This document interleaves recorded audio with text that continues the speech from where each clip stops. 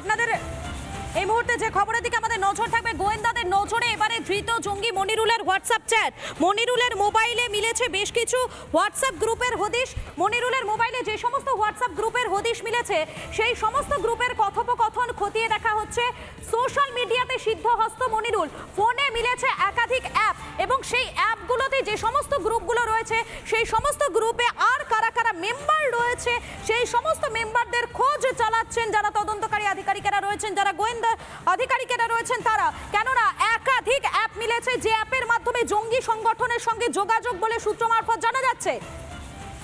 সূত্র মারফত যে আরো আপডেট উঠে আসছে, জঙ্গি সংগঠনের সঙ্গে যোগাযোগ করতো এই মনিরুল।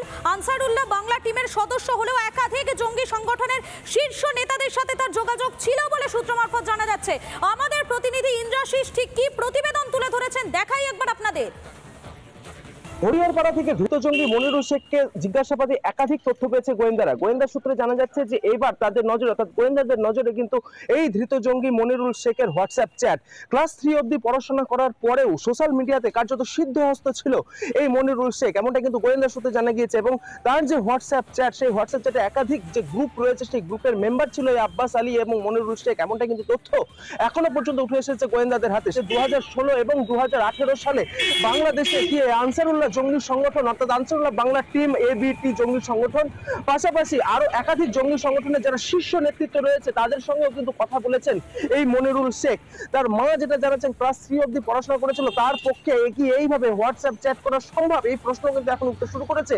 পাশাপাশি শুধু যে হোয়াটসঅ্যাপ চ্যাট তাই নয়, একাধিক যে সমস্ত সন্দেহজনক অ্যাপের খোঁজ পেয়েছেন গোয়েন্দারা, সেই সমস্ত সন্দেহজনক অ্যাপের মাধ্যমে জঙ্গি সংগঠনের যারা শীর্ষ নেতৃত্ব রয়েছে তাদের সঙ্গে কিন্তু কথা বলতো মনিরুল শেখ। আব্বাস আলী তারাও কিন্তু একটি হোয়াটসঅ্যাপ গ্রুপের সঙ্গে তারা মেম্বার ছিল এবং সেই গ্রুপে আর কারা ছিল তাদের সঙ্গে কি কথোপকথন রয়েছে, এই যে নেটওয়ার্ক জঙ্গি সংগঠন নেটওয়ার্ক সেটা কতদূর পর্যন্ত বিস্তৃত করা হচ্ছিল এই মুর্শিদাবাদ জেলায়, সেই বিষয়ে কোন রকম তথ্য পাওয়া যায় কিনা সেই দিকটাও কিন্তু খতিয়ে দেখছেন গোয়েন্দারা। মুর্শিদাবাদ থেকে ক্যামেরায় অপূর্ব চৌধুরীর সঙ্গে ইন্দ্রাশিস বাগচি, রিপাবলিক বাংলা।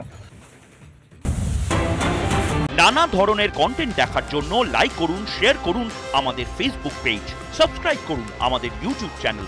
পাশাপাশি অন্যান্য ব্রেকিং নিউজের জন্য অবশ্যই চোখ রাখুন রিপাবলিক বাংলায়।